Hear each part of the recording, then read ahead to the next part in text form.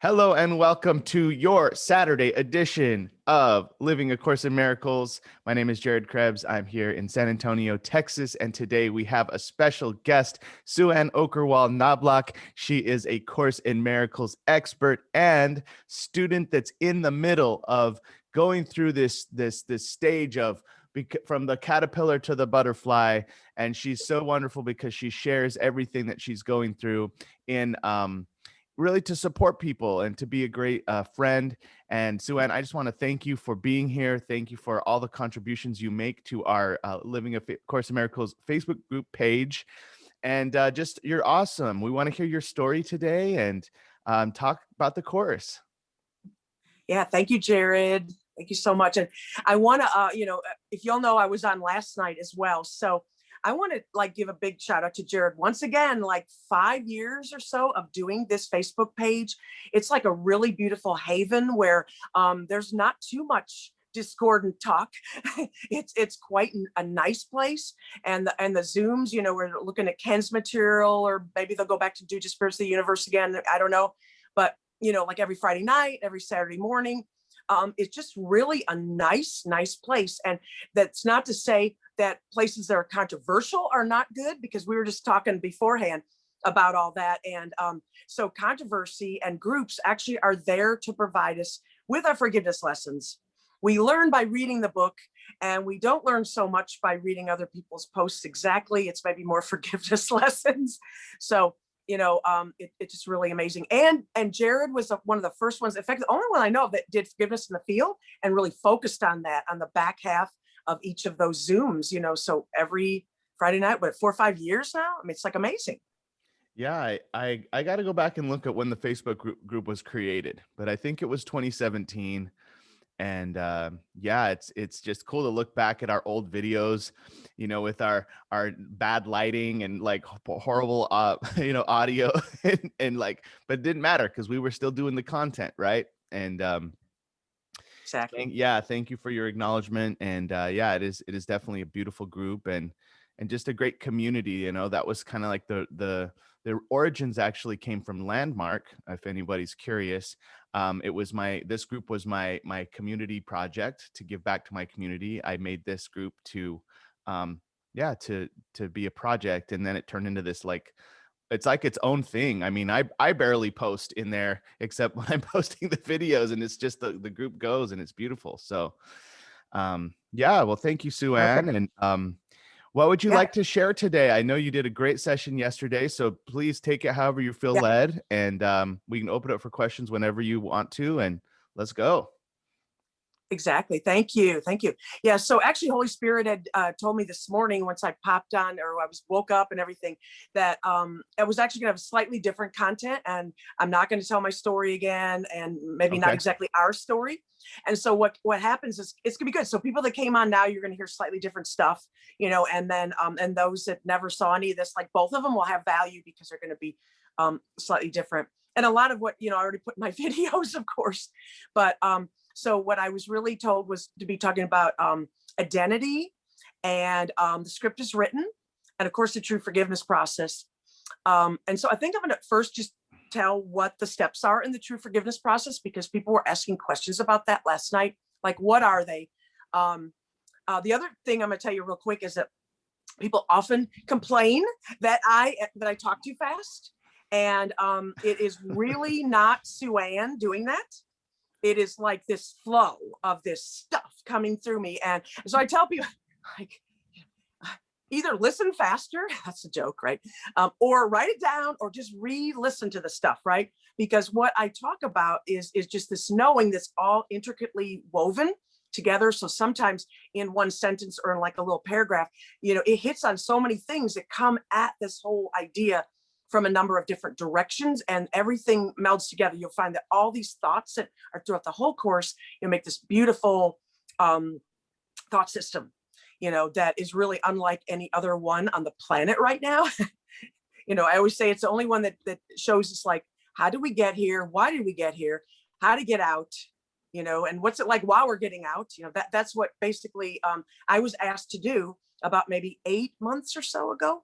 And just all of a sudden it was just kind of out of the blue. And I'm going to talk about how the script is written, and that when you hear this guidance, you're not actually manifesting or creating something new. It's more like you're being told what's already there. And so I was told, you are now going to be talking. And I'm like, oh no, like, get back. I was literally like very resistant. And so there'd be like this Sue-Ann, the ego part, talking with Holy Spirit. And I'd be like, no, can't I just do my forgiveness lessons by myself quietly? Like, don't talk to anybody. And I remember that Gary Renard, when he was just last year, and he was here for, when was that? About a month ago, or maybe 6 weeks ago. And we came to San Antonio. And I remember one of the very last things he said towards the end of the whole thing was that, if I was enlightened, I wouldn't tell anybody. And that is absolutely the truth. Because you do get the slinging and the punches, and it's a very interesting process. And what you absolutely learn from that. And so, like, I know Jared said, like, I'm contributing to these to this place, called a Facebook page, an ACIM Facebook page, and several of them, but it's not actually like that. So in my mind, what's happening, it comes right out of the manual for teachers, is that I'm only teaching myself. And it talks about there's only 2 thought systems, and you're always teaching yourself what you want to learn. So if we're teaching hate, which is mostly what we've been doing, and then I still do that occasionally through the day, and then that is apparently at that moment, I'm wanting to teach myself that because I'm scared of love. So then I'm teaching myself that for a second. It's not a sin. It's like an error. It's a mistake that can be corrected. And that's what we work with, is that part of ourselves that had kept choosing this. In the beginning, we don't even know there's 2 thought systems to even choose from. And we don't know there were only a mind, even though, of course, the most said, verse in there is, I'm not a body, I am free, for I'm still God as God created me, which is spirit. It's like the most said thing, but it's like no one sees it. Like, and forgiveness is said 341 times. And I think I read it for 27 years and never even saw that word. So it's just really hilarious, right? So, we're all on these paths, and the script is absolutely written. And I kind of went through like how it got written, and then how, oh my God, I got an emergency alert here. Flash flood warning. Sorry about that. Hold on. Let me get this off here. Whoop. There I am back again. I'm literally on my phone, right? So it just came through. We are having a lot of rain here, and it's warm out. Well, fairly warm.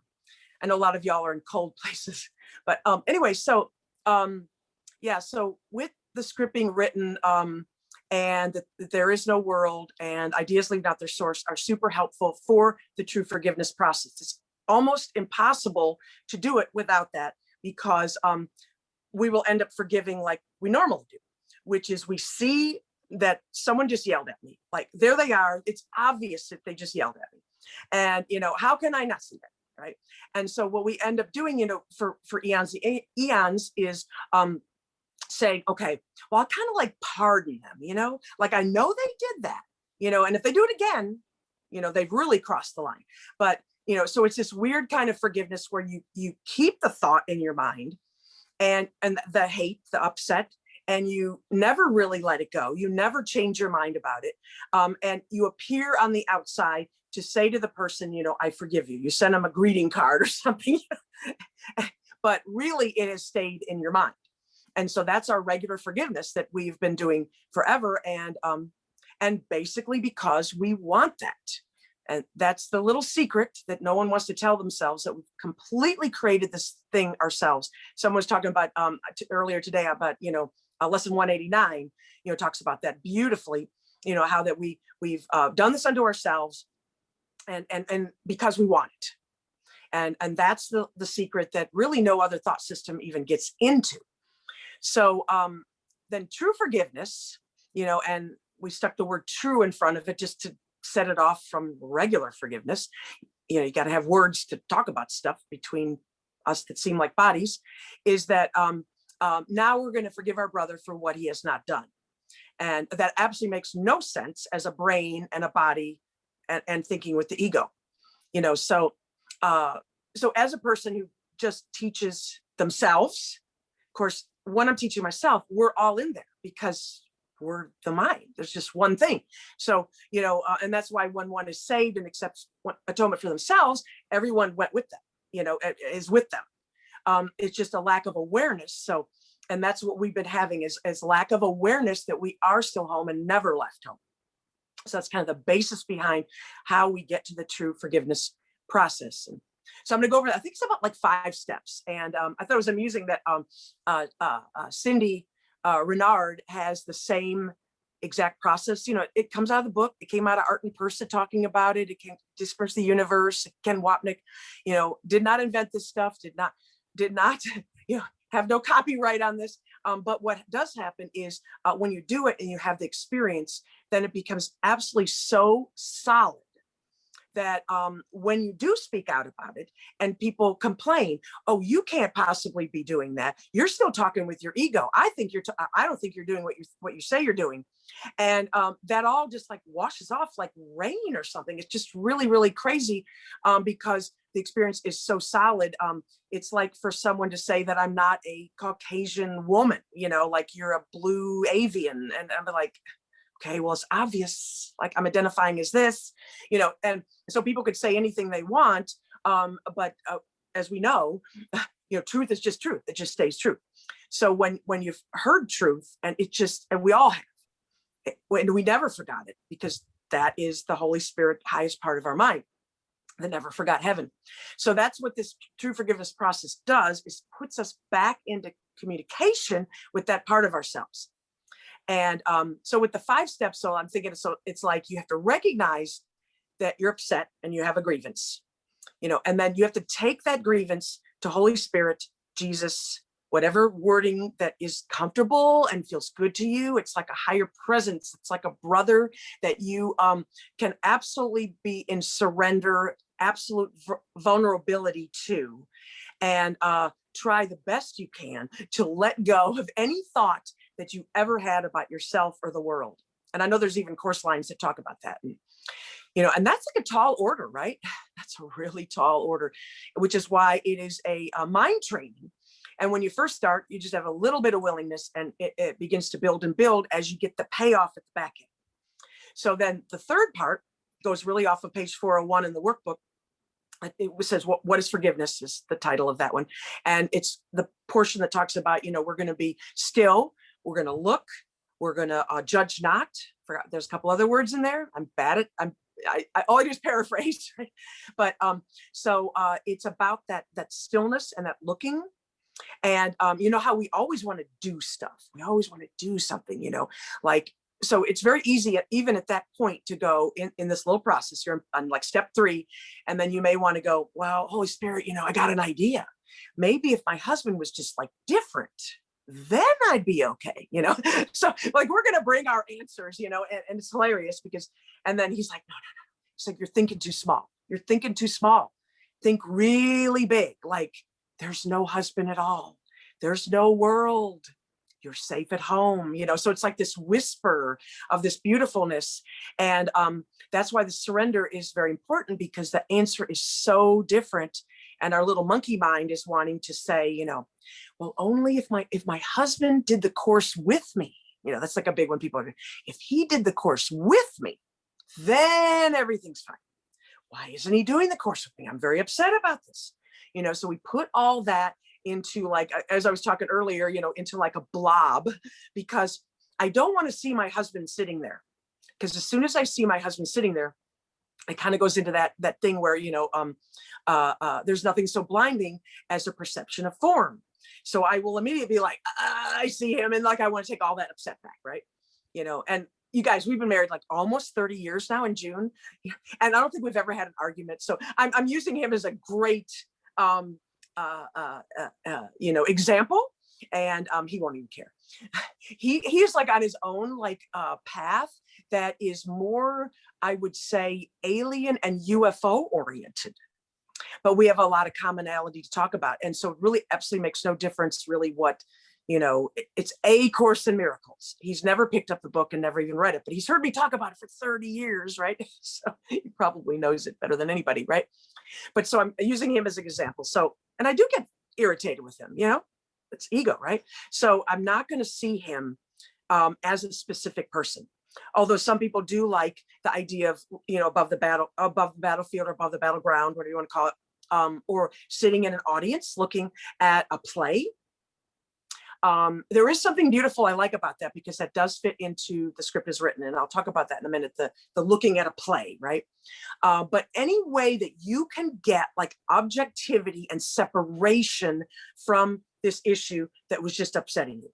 So when we take it seriously, then we're so in it and all the emotions, and we could tell when we're upset about it. And then if you get a feeling where it's like sort of distanced, and we've all had this, we know what this is, and that's what you're going to be capitalizing on. You're going to be like, oh, it's kind of like over there. Maybe it's in like a comic book. It's not me. It's like a movie, and then who's this other person thinking? A lot of people ask me that. Well, who's the you asking this question? Okay, well, it's probably the decision-making mind. So now we have this objectivity, and who is looking at that? There's another person. I guess I'm not an ego, and so all these like ideas begin to come to your mind. You're like, and the experience of it, I guess I'm not an ego. I thought I was it the whole time. I didn't know there was any other way to be. So now there's this other thing that's away from it. And like I said, so who's that thinking? That's like the choice maker. That's the decision maker.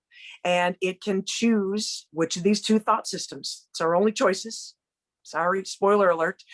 There weren't millions of choices. There weren't, like, what degree am I going to get? Am I going to get a degree? Should I buy a Honda or a Toyota? We aren't really making any of those decisions. The script is written. So we're only deciding who we're going to look at it with. So now we're in a position of being able to make that choice again.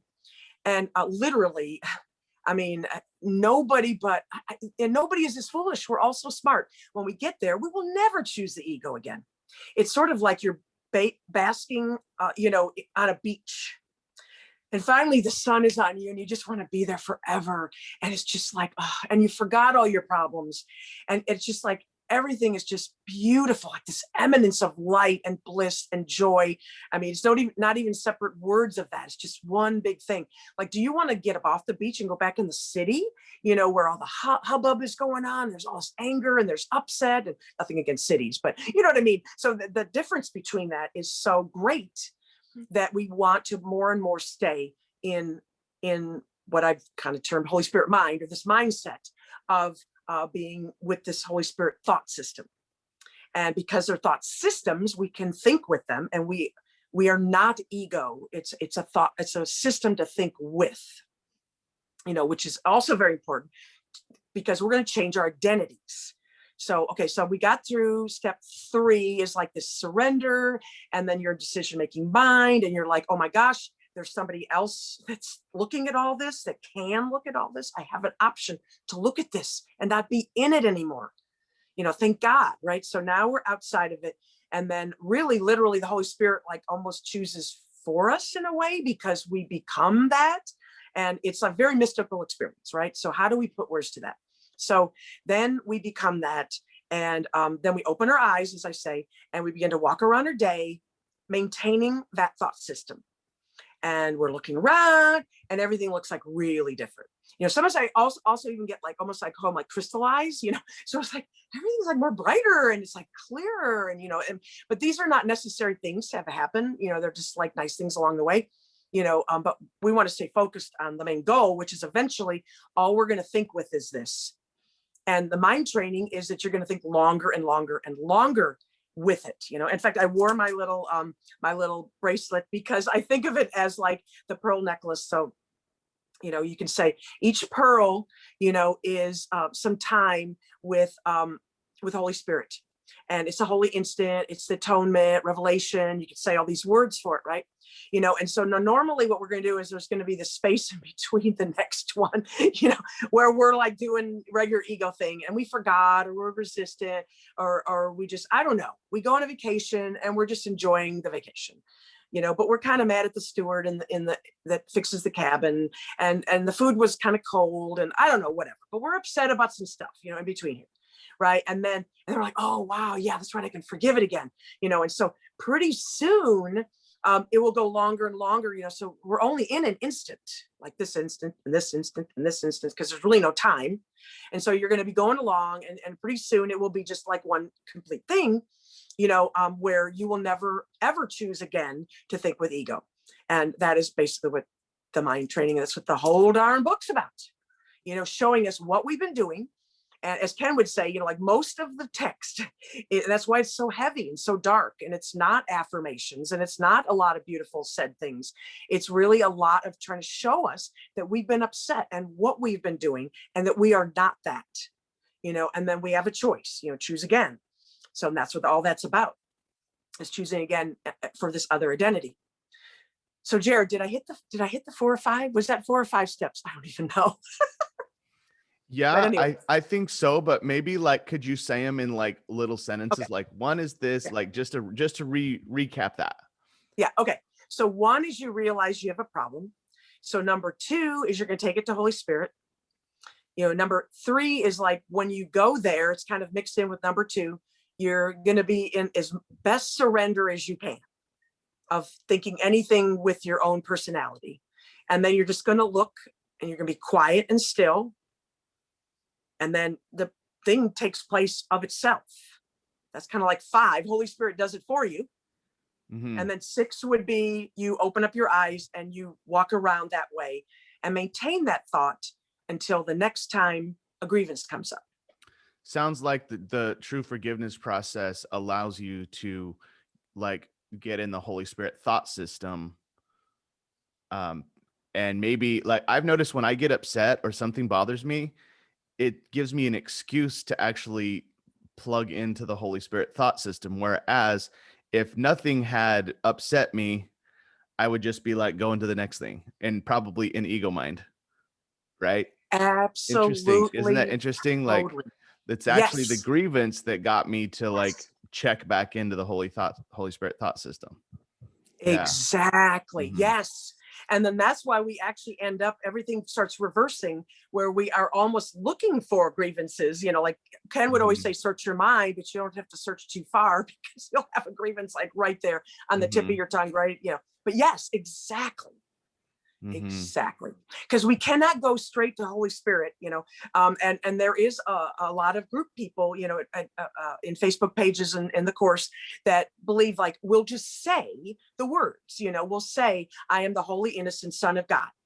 And in fact, I just typed something earlier today about like, I'm so horrible at that. Every time I say that, I feel all this resistance and I hate it. I absolutely hate it. And then I just want to say, hate, hate, hate, hate, yeah. And then I take that hate that was just this upset because I heard them say that. Then I take that, like you just said. So it's almost like a cue through our day, like a little bee sting or something, right? Like, oh, wow. Okay. Yeah. Time to check back in. Holy Spirit. Yeah. Yeah. That's really good. Absolutely. A good tool. And that is the mind training. So that's what we're doing. And we're going back and forth between these two thought systems. Again, like this pearl thingy, until eventually they're all together and there's no string in between. Mm-hmm. Like the string would be like thinking with the ego, right? Mm-hmm. And then so now eventually it'll be all one thing, and then we would, once the script is, we've played that out in our story of ourselves, as each individual looking person, we would no longer come back to do anything here because what would be the purpose? Right. Yeah. Right. And so I love, there's another line there that says, no one looks back on this world and all its ills. Wait, I might be saying this a little bit wrong. Okay. No one looks back on the world and all its ills with upset. It's such a beautiful line. I'm sorry, I don't remember it exactly. But what it's saying is that you will eventually look at anything that was your grievances and anything that is like your body all the way out that appears to be this projected world. You will have no identity with it. It will be absolutely neutral. So you will not be upset. So when you're upset at it, you can't leave it because there's still a grievance. And you also won't love it either. It will just be something that was like, oh, that got me where I was going. And then that's it. It'll just be laid aside. And maybe I'll think of those exact words because, oh my God, like Jesus in the Course has these gorgeous lines. I mean, no one can say them better. No one can Does save anyone them know from that that. line? Does anyone have that line off the top of their head? Yeah. Put I it in the chat. honestly think that that's exactly where I am in the course when I open my phone. Hold on, Okay. it's like Yeah. So it's like no one looks no back on one. this world and all its ills. Who looks back on it with condemnation? That's it. Something like that. Okay. Uh-huh. Yeah, this is something about the glimmering. Hold on. Is it not also true that you have found some hope apart from this, some glimmering in constant wavering, yet dimly seen that hopefulness is warranted on grounds that are not in this world? But like I swear it was there at the top and my Yeah. Kindle like moved all the paragraphs around, so now it's somewhere in the middle of it. Can't you do like a search, like, and type in condemnation? I'll do that Yeah. right Look now up and then I'll condemnation because it's probably type not it in there in. very much. Yeah. It's probably not in there very much. Thank you, Yeah, Christian. the concordance. Oh my God, you guys, this is like Ken's like masterpiece. Like, oh my God, can you believe to take every word? How long did it take Ken Wapnick to do this? Like, that's amazing. And Ken Wapnick's work is so absolutely complete. I just have to make a shout out to Ken. He loves me, right? He loves all of us. That like when he did pass, I mean, he was kind of young when he passed. Like he had completely done a body of work that will stand by itself, as just absolute deepest understanding of the course for eons, really. And he almost had nothing left to say. So, yeah. But anyway, so the script is written. So why this is like so important is that, okay, once you're in this Holy Spirit mind, and you're hearing guidance, right? So there's all this controversy about like, okay, is the Holy Spirit guiding me to wear this shirt? So literally I was supposed to wear this shirt, what jewelry to wear, and then I was supposed to sit here. But I was not being guided, right? So guided almost looks as if there's like a free will, that you're manifesting what's happening next. And so there, on one hand, we would really like for all that to be true, right? Because we want our kingdom and we want to be actually making decisions that make a difference here. Like, should I eat chocolate later or not? We want everything to be as if we are living a world that we made. And unfortunately, that's not true at all. But it's not unfortunate because the freedom to not have all those decisions and then have to live by those decisions, like, oh man, I messed up. The freedom from that is tremendous. And the freedom from having to plan and set goals and, it just absolutely free. I mean, I can't even tell you how wonderful it is to live by that. And so the script being written, we are shown a little bit of what's coming up that is already there. I need to say we found it, Peter Swing. Yay! No one who has escaped the world and all its ills looks back on it with condemnation. Exactly. So I would always say that, like, if you hate it, you keep it. And so if you hate the world, you're going to keep the world. You hate your ego, you're going to keep your ego.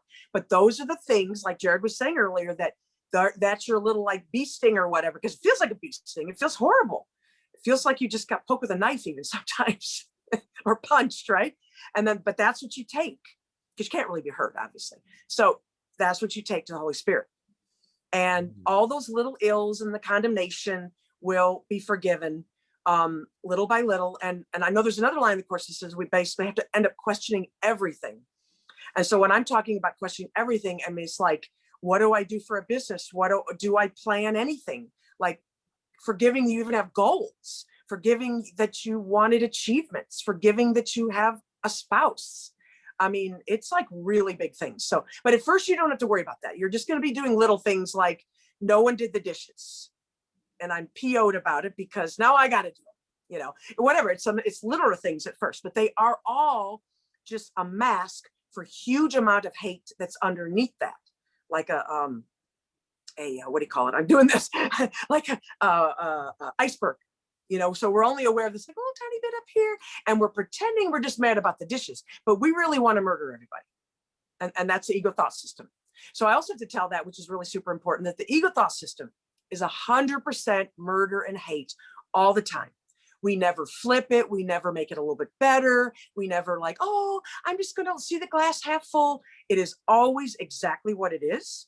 And Holy Spirit is exact opposite. So it's all 100% love, peace, joy, bliss, ecstasy, and then some people like it was right in page 7 of Gary's book. It talks about like the orgasm, and so like people hate to talk about that stuff, because that's like one of our biggest guilt is sexuality. But that's the feeling of it, is the intimacy of and just hard to explain. We've all had that sometimes when we're looking at a beautiful painting or we're listening to gorgeous music. And so we know this, but like this is the stuff you're going to feel all the time without end. And that's what enlightenment is. That's what being home is. That's what going home is, right? So let's see. So the script is written. So as we're going, we're going to know these little bits of things. And so I would be asking, like, so why am I being told these little bits of things, and I even actually saw myself die like later, many years from now, right? And what it was like to kind of like take your last breath, like, and I'm not saying that everybody would even get that, and not necessary, but I was like very curious, like, and that was an actual question I brought to Holy Spirit, is why, and it said, so you don't resist. So you don't have resistance to looking with me. And that's all it said. It wasn't about trying to guide me to the best parking spot, because sometimes it guides me to the worst parking spot. And then maybe there's something there that I'm irritated about that. And again, I take to the Holy Spirit, you see? So sometimes what you thought was bad is good.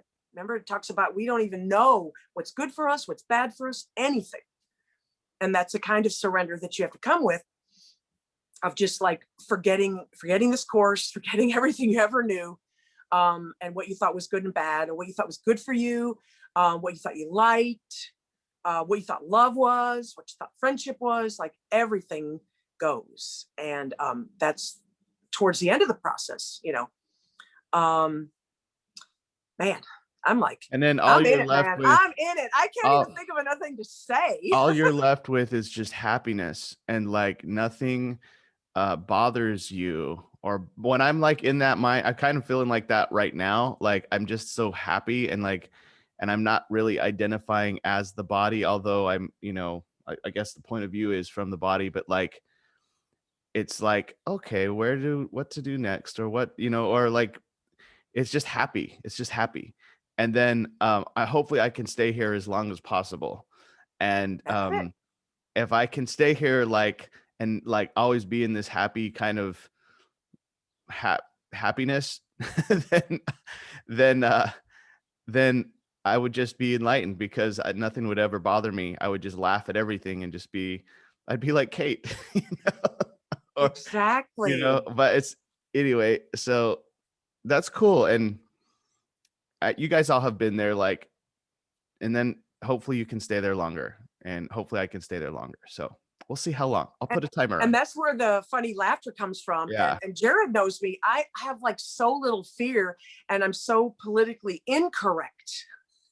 I have to like almost check myself, because, and they talked about Jesus being that way too. You lose your fear, like nothing can hurt you, and everything is hilarious. So you may see things. Now, you're not going to laugh at someone who's actually right then dying, or someone that just had a death of someone. You're going to act normal. You're going to say the right things. I'll pray for you.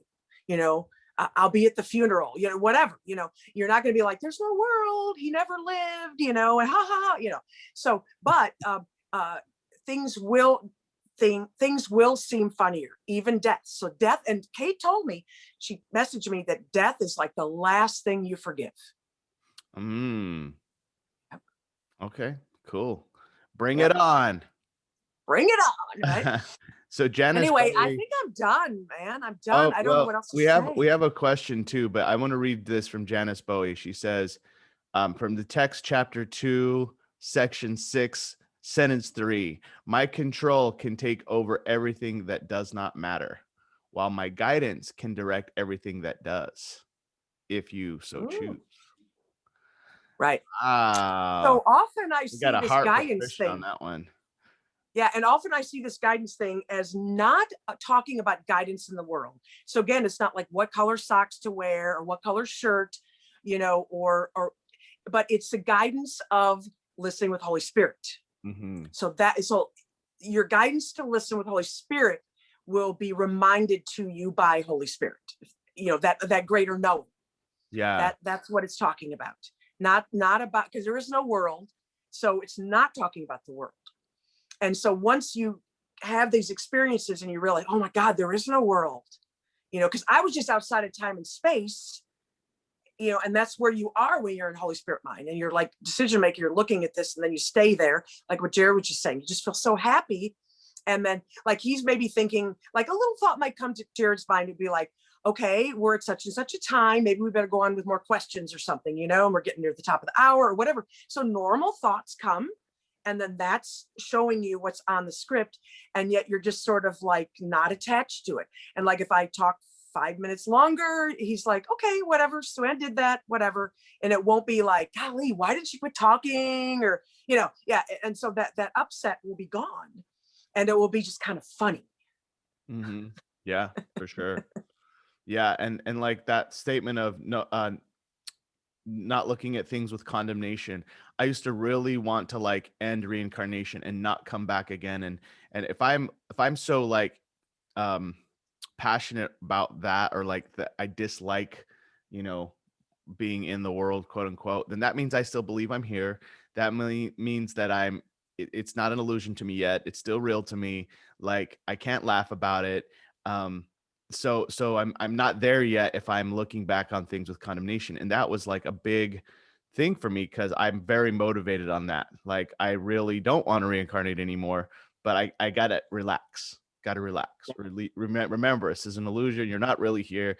Then you can laugh about it, and it's not that big of a deal. So well, let me ask you a question, because like, okay, so you said you're feeling like really, really happy and like not an attachment to upsets. So if you felt like that all the time, and say you did come back as another person, next life on this little timeline, you maybe wouldn't care that much because you're just happy still and laughing. Yeah, 100%. See, and that's where you lose the upset about it. Yeah. That's what Gary Renard said when we're hanging out in San Antonio. I think it was just in passing. We were like going to the Riverwalk. He's like, I don't think I'd really mind if I reincarnated again, because I'd come back as a hot chick. Exactly, right? And, like it's just funny. So yep. We have a question from Ruxandra Kojakaru. She says, please, more about the script is written. I didn't understand why we think it is written. Who wrote it? And what was the purpose? Okay, so that does go back to the beginning in those first choices that were made that actually weren't made. So, I always have to give that caveat, that back end of it. But, so we're all still in a oneness joined as one. And then the idea of this whole thing is that a thought came that we would be separate from that, right? And so we've all heard this in the course. And so that tiny mad idea. And so then that was the first split. And then once you make a split, and this has a lot to do with identity. So like once you make that split and you're like an ego mind, you can no longer remember being in God's thoughts and God's mind. And of course, ideas leave not their source. So God thought us, and so we're still there. We're still in God's mind because we are God's thoughts. So see how this all begins to hang together, all these words, right? Okay, so now we're over here, and we're sort of like, oh my gosh, and then we're very upset. And we think we had to basically murder God or push him away or whatever you want to say, because you cannot think the same thoughts and have your own kingdom. Because if you think the same thoughts you were just thinking, then you're not different and you're not doing something different. So we did something different. And then in that, like I said, we felt like we could get swallowed up or killed, and we don't want to lose our individuality. So now we're only over here. And then we're so upset about that, and just the primeval like upset of that that we got this idea to have this ego thought system to have a place to put our grievances and our upset off onto. So then that created like another split, 2-ness and 3-ness and 4-ness and gazillion-ish, until there were so many splits of every atom and every human being, where there's 7-8 billion almost now on the planet now, and probably aliens and who knows what, right? So all these splits, and there's just a plethora of ways to put our upset off onto. And so, of course, we believe that ideas can leave their source. That's part of that belief system, the ego. So this is where now we're going to say, I'm upset And I don't know, I'm upset at Jared. So I'm putting that all off on him. I don't even know what it was, but it was something I was upset about, and it's over there on him, right? But it never left me. I'm still in hate in my mind because ideas don't leave their source. But I conveniently forgot about that. So in this script being written, so this whole idea from beginning of time to end rolled out, and then it was answered. Like, why would you ever do that? Why would you ever leave heaven when it's everything? And where would you be going?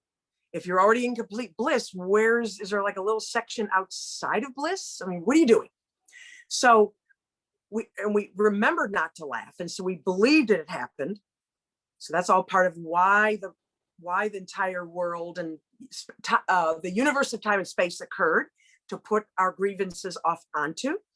And then, but it was answered immediately in like not even a second. And it all rolled back up in. So then that's why it is not actually occurring now.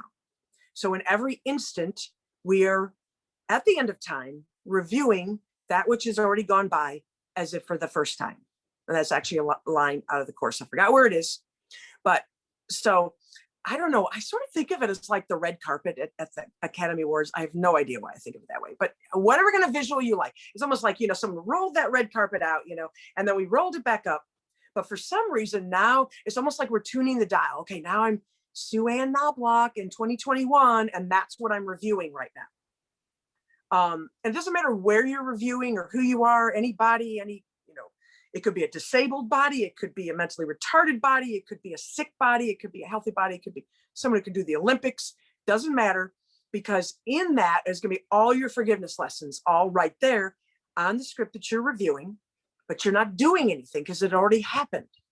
So that's why, let me tell you that part. So now that's why Ken's idea of sitting in the audience looking at the stage is a really good thought to think. Because now, okay, the script is already written. So there's literally a playbook. I'm reading Hamlet and I'm pretending I'm, Hamlet, let's just say, whatever. And then the other character's up there. So I'm sitting in the audience and I'm watching these two people up there. But now if I get in there and I'm reading the lines and I'm really believing I'm that character and I'm really getting into it, and that other character says something horrible to me and I'm like hating it and I'm really into the whole thing, and I'm doing a really good acting job, right? But of course, the whole thing is just flipping pages of something that's already there, and the reason, what's really cool is as you do your forgiveness lessons, the Holy Spirit, it talks about he saves time. He's in charge of time. And he will literally like rip pages out, it's a good way to put it, of that story that you no longer need to review. It's very similar to the karma idea. I always used to hate karma.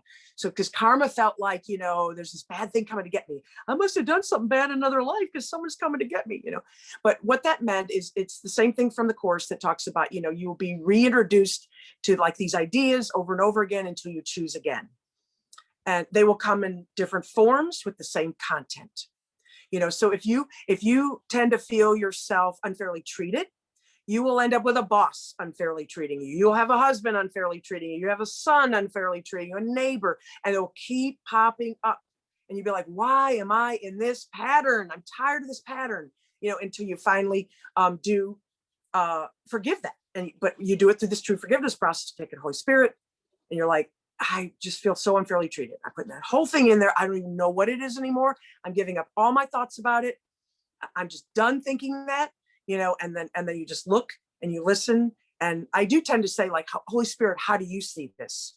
May I look through your eyes? And then I just wait and I listen. It's very meditative. It's very quiet. And you're in your mind's eye where you really always are. And then you will hear the answer, which, as I always say, it's being broadcast 24/7 for eons. It just was so quiet and calm. We just didn't even hear it. And we were wanting to hear some other things. But it's always saying you never left home. You're still in the heart of God. You're just dreaming of exile, like gently waking you up from that nightmare. So this cool thing, this idea of like reading the script is, I really enjoy that because, Sue Ann has maybe 12 chapters. Another person, they die as a baby. They only have one chapter. Which is why I do really like, I still have a hard time with that, and something I need to forgive. And I do like to think of that idea as that person will come back again, I hope, so I still have some to work on that, right?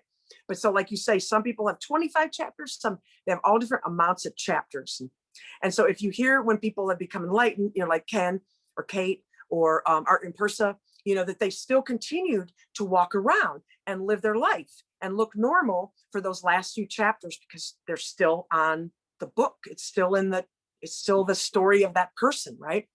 And then they probably wouldn't come back as another person unless they wanted to help or something. But generally speaking, you'll play that out.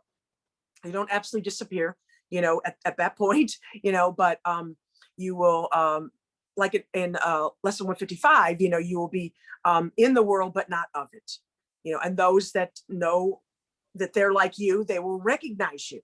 And then those that don't will think you are still the way that you were before. Again, paraphrasing that beautiful section, but sorry, man, I'm sorry. This stuff just comes out great like stuff, man. It kind of made me think about that when Ken says, don't ask the Holy Spirit to help see it through his eyes. Ask yourself to take it to the Holy Spirit. Like ask, like you got to do it. Don't ask the Holy Spirit to do it for you. Like ask yourself to take it to the Holy Spirit. So, right. Yeah, Because definitely. you saw in those steps, like the whole time we were going ourselves to that. And then we surrendered to Holy Spirit. So those are the actions that we have to take. We like to do stuff. So that's the only stuff you can do is you bring it to the Holy Spirit, then you surrender and wait and listen for the answer. Beautiful. Okay, Bill Goggin asks, during quiet time, I do forgiveness process for upsets that I carry around. It is helping as these grievances seem to disappear. I have more difficulty doing it during the day with actual events happening. Is that something you have experienced? Yes. Oh my God. Yeah. So I still go back to, there's nothing so blinding as perception of form. So if I'm forgiving like a person who's like in the course and is a human body, it definitely has been harder, and I would say it takes more times, but I do it more in my quiet time of reflecting back. And then I seem to do it quicker when things seem to happen in the world. So it's kind of a snowballing process. Another really big one is pain or physical illness. I have gotten a little bit better at pain, and I actually had a couple pain things happen in the last 3 months or something. And I did not see them as true. And so I didn't really feel the pain or the suffering. In fact, one of them, I didn't even tell my husband that it had even occurred till this morning. And then the other one, I kind of told him a little bit while it was happening, but those are the type of things that can happen. Obviously Jesus eventually, was crucified, right? And so, and he didn't feel any of that. He did not identify with anything but spirit, and God and the heavenly kingdom. So, and that's that identity switch. So whichever way you're thinking with, that is what you're going to be. And that's what you're going to think you are. The Course talks a lot about that, so if you change your mind, you change the whole world. Well, it's not saying you actually physically change things like the chair changes or, and your husband may still yell at you. Your boss may still be a jerk. Nothing may change at all. Nothing, but you just won't care. And that is like mind blowing, literally, right? Yeah, man. It's just like smiling and knowing that it's all an illusion and that you don't have to change the form. You don't have to go divorce your spouse or quit your job or business or whatever. Like just be normal, do the things. It's just an interesting middle path. So yes. Okay. Buddha reference. Right. Buddha reference, right? All right. Alex H asks, can you speak about how the ego tries to trick you constantly into believing in the dream? It's very intelligent and tricky. Ooh, nice question. Yeah, very good question. Yeah. And so it's really interesting because I always say that the ego has learned the Course right along with you and knows all the words, and often will say, we'll quote this part of the Course, or we'll just say we're the holy, innocent Son of God, and then we will just be that. And then you're like, okay, well, I'm not really feeling that, but I'm going to say it and put a smile, and so but it's that deeper internal change, of course, that you're looking for. But you will notice the little tricks it does.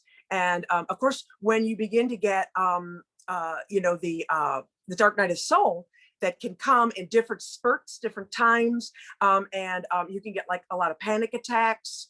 The best thing I could say is it's like a teeter-totter, and your actual feeling of truth and being in Holy Spirit mind gets like stronger, so that you can deal with that. So you will not be hit with all its little conniving, but it definitely becomes super vicious. And it's told me, like, I waking up in the middle of the night and it will be just like, well, if you don't have any goals, then and no achievements to do, you're not even worth being alive. Why are you alive?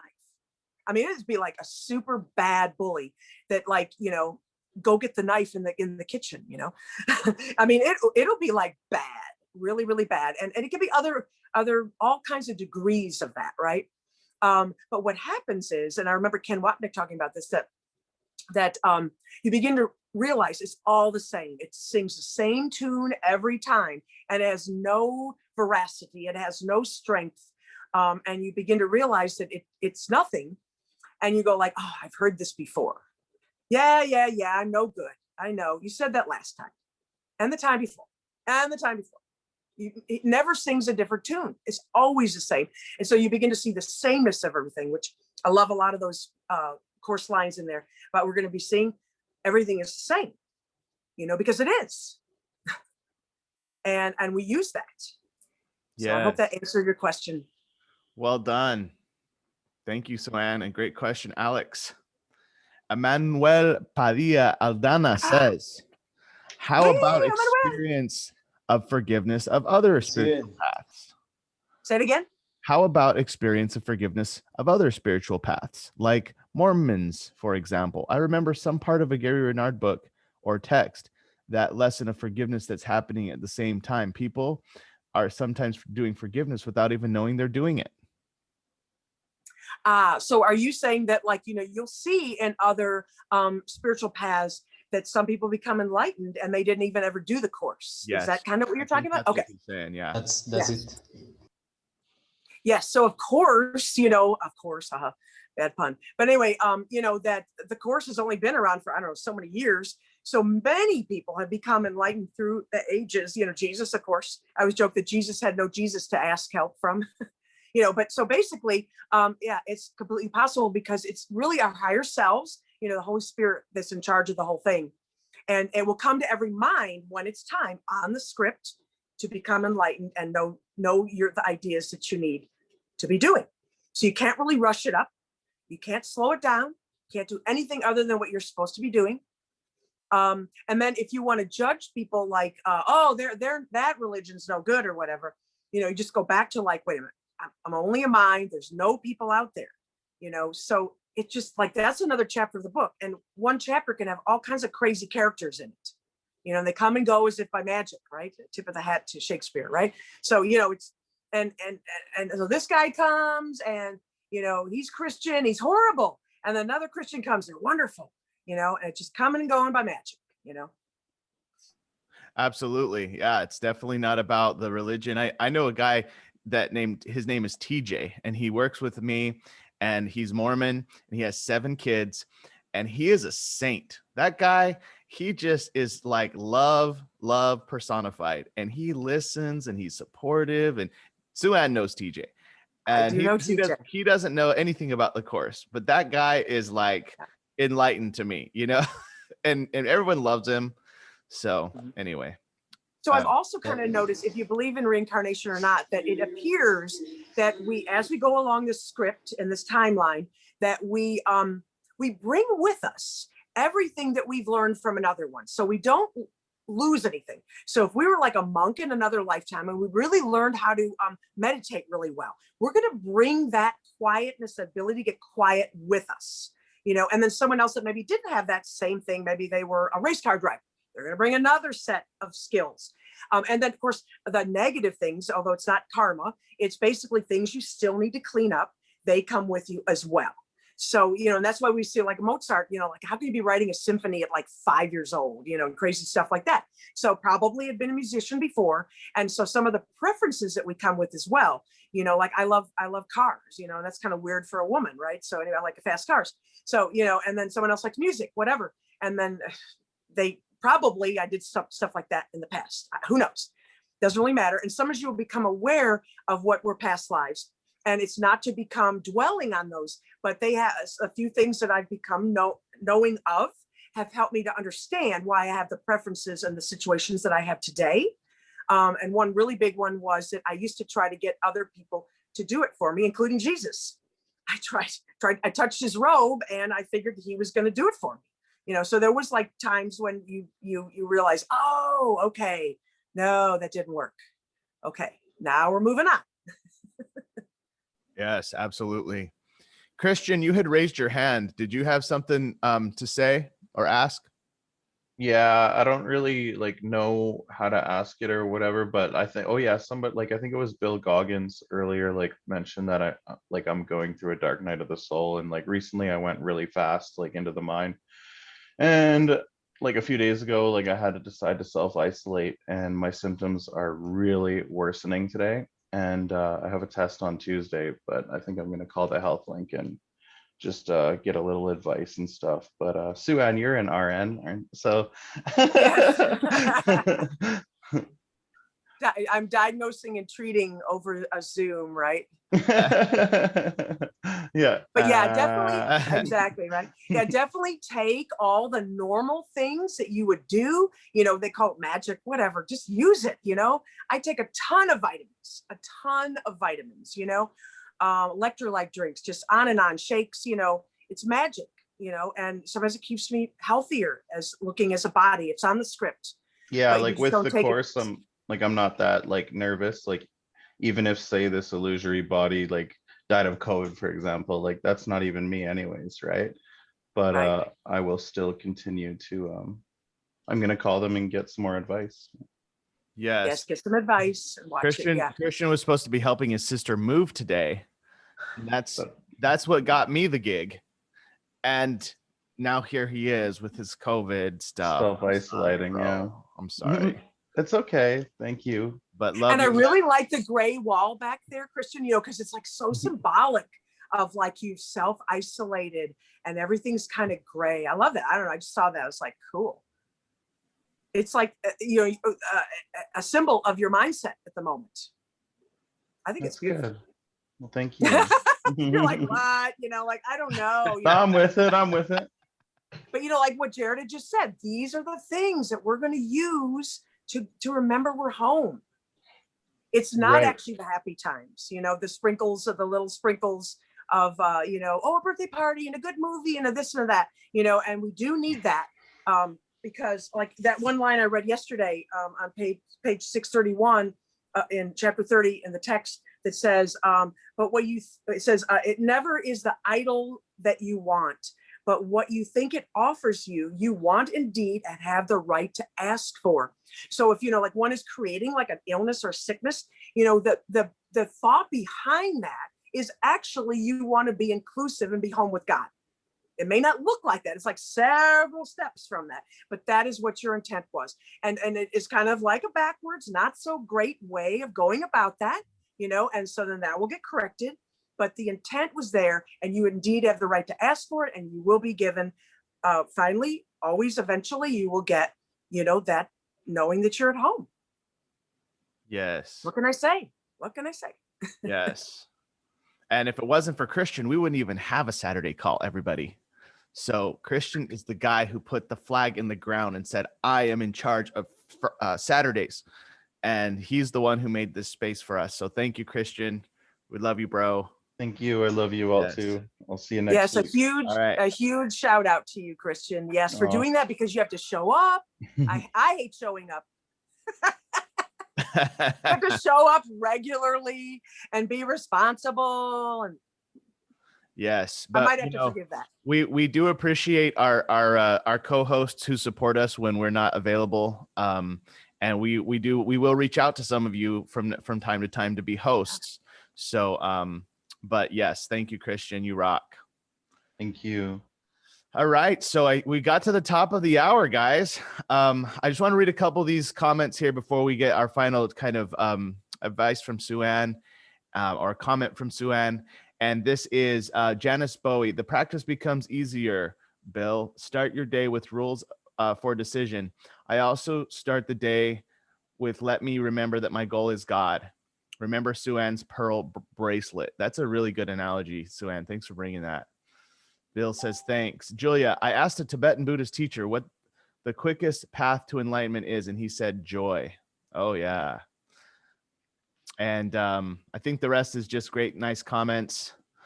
So, Sue-Ann, how would you like to end our meeting today? What would be your final statement or guidance for this call? Wow. Well, I think when we switch our identity and we accept the atonement for ourselves through this true forgiveness process, like I said, it's the fastest one I found. And it does really follow on the rules for decision. Very much so, because there's all that surrender in there. So do it how you want to do it. If you want to use rules for decision and those parts, some other poem you read somewhere, a picture, a vision, you want to meditate a lot, it's going to be your individual path. We're all teaching ourselves we're only teaching ourselves what we want to be learning. And so teach yourself what you want to learn. That's it. Awesome. Yeah. At the end of the day, we're the ones who secretly want to be hateful. And that's why we find something to make us mad. Or we actually do want to do the Holy Spirit thought system. And so even if something comes up, we like really try to look at it or make the effort to be with the Holy Spirit thought system. Right. And it's always kind of, how do they say, perception. Come on, guys, help me. Projection makes perception. Projection makes perception, right? Is that right? Okay. Yeah. Anyway, that's so true. Well, that's a great way to end the call, just to remember that we are always the ones that are making these decisions, and we can choose again. And that beautiful line, I rule my mind, which I alone must rule. Oh, yeah. Well, you memorized that one, man. You had those words. That was good. That's Christian's favorite. Oh, sweet. Mm-hmm. Well, Sue-Ann, thank you so much for taking time out of your day and your schedule to be with us and sewing into us. And, we really appreciate everything you do and who you are for our Living A Course in Miracles group. Thank you so much. We love you. And let's unmute the lines and everyone say thank you, Sue-Ann, and have an awesome day. Thanks, Thanks, Sue-Ann. Thanks, Sue-Ann. Thanks Have an awesome day. Everything. Thank you so much. And Thank you so much. Thanks, everybody. Thank you, Bye to everyone. Thank you all. Bye. Bye. Bye. Anytime. Suzanne.